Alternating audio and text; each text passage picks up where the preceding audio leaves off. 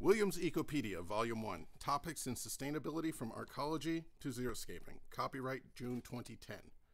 This book is dedicated to all the pioneers who have and still are working hard to lay the foundations for a sustainable future, with a special thanks for all the pioneers from Arcosanti, the Acosa Institute, and Lost Valley. Architecture and global warming. Recently, the phenomenon of global warming is gaining new attention in the mainstream media. Some are skeptical, but the facts are that the 15 hottest years have all been since 1980, the top 3 in the last 5 years, since the writing of this article. Some scientists calculate average world temperatures will increase by 10 degrees by 2100, causing genocidal damage to the planet. Even the conservative scientific estimates predict a rise of 1 and 3 degrees, which would trigger floods, drought, disease, and lost ecosystems. Global warming is caused by an increase in carbon dioxide levels in the atmosphere. Humans release carbon dioxide into the air mainly by burning fuels such as wood, coal, natural gas, and oil. The more power we need, the more fuel we burn, the more carbon dioxide we release into the atmosphere. Some feel there is controversy over global warming, that the proof is sketchy, the connection's not 100% proven. I'd just like to point out that every skeptic on this topic in the media is a politician or industrial leader, not a scientist. Among the academic and practicing community of environmental scientists, there's a 98% agreement that global warming and its consequences caused by the human burning of fuels is a fact. When we think about global warming, what commonly comes to mind are gas-guzzling cars and industrial smokestacks spewing pollution. Some with a very keen eye will also note that jumbo jets are another major cause. However, a new theory is emerging.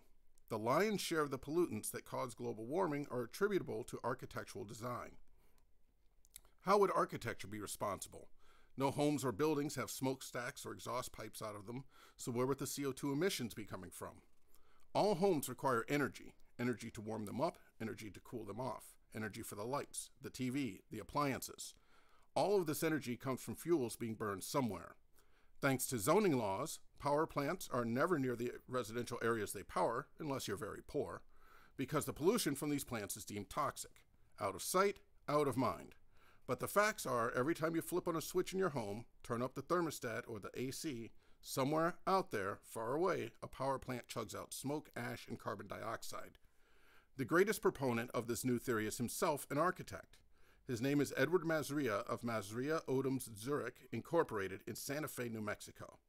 The author of the Passive Solar Handbook, Mr. Masria calculates that architecture consumes nearly half the country's total energy and is responsible for 46% of U.S. carbon dioxide emissions. Mr. Masria is not the only one who makes this connection. Houses are polluters, and big houses pollute more, said Department of Energy Assistant Secretary David Garman in a recent interview, recent as of the publishing of this article. According to the calculations of the Department of Energy, residential homes consume 36% of the nation's electricity and cause more air pollution than automobiles. The DOE only looks at utility bills, not such factors as embodied energy of building materials, energy of construction machinery, and transportation of materials to the job. With these factors, Mr. Masria calculates that architecture consumes more energy than the DOE calculated. His message is that the environmental movement has been scapegoating the wrong targets, such as SUVs, which only account for about 6.5% of energy consumption in this country. He firmly places the majority of the blame and the solution on architects. To combat global warming, we need a new science of architecture, one that produces the homes and buildings we need that consumes far less energy. As a practicing architect for over 30 years, Mr. Masria is well aware that with the stroke of a pen, an architect can reduce the energy consumption of a building by nearly 30%. Passive solar designs, one of the most important concepts in sustainable and ecological design, allows buildings to be heated in the winter by the sun and cooled in the summer by shade, thereby reducing the need for fuel to heat and cool a home. Not only do passive solar designs reduce the need for mechanical heating and cooling systems, they let sunlight into your home, meaning you don't need to turn on lights during the day. However, the architect's responsibility does not stop there. Architects specify the materials going into a home. The architect can specify materials that have a high embodied energy or more natural materials that have a low embodied energy. The lower the embodied energy of materials, the lower the energy consumption in the construction of a home. Architects can also specify materials from local sources, meaning they don't have to be shipped far, reducing the amount of vehicle pollution produced getting the material to a home site. Not only that, but by buying more local materials, the architect can help to spur and support a local economy. Many critics of sustainable design point out that natural, local materials often have a higher cost than their synthetic, mass-produced, faraway cousins. But this is a question of supply and demand economics. If more architects specified it, the cost per unit would decrease, and these materials would become more affordable. Many green architects already have found suppliers for affordable materials that have less embodied energy and are locally produced. Edward Masria is not the only architect aware of the importance of architecture in reducing environmental impact.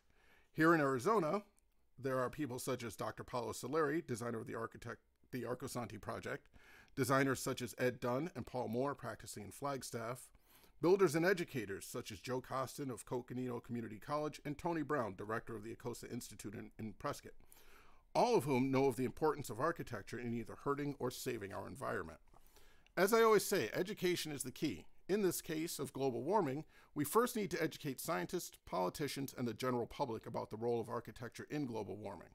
Then we need awareness to educate the homeowners and buyers as to what they should be asking of their hired professional designers. Then we need to educate the designers on how to design carbon-neutral buildings that use less energy and produce little to no carbon dioxide emissions. The first step is to raise awareness. If you don't believe the claims I have made, I challenge you to a Google search, putting in keywords from this article. Once you've raised your own awareness, you can spread it to others. Ask someone, do you know how your home is killing the environment? Also, educate yourself on the details of sustainable and ecological design. Then you can either do it yourself, or you will at least know what things to demand of your professionals. Edward Masria has spoken at the Acosta Institute as a guest lecturer on several occasions. Visit www.acosta.org for an upcoming schedule of programs. Now, there is one outstanding important fact regarding Spaceship Earth, and that is that no instruction book came with it. R. Buckminster Fuller.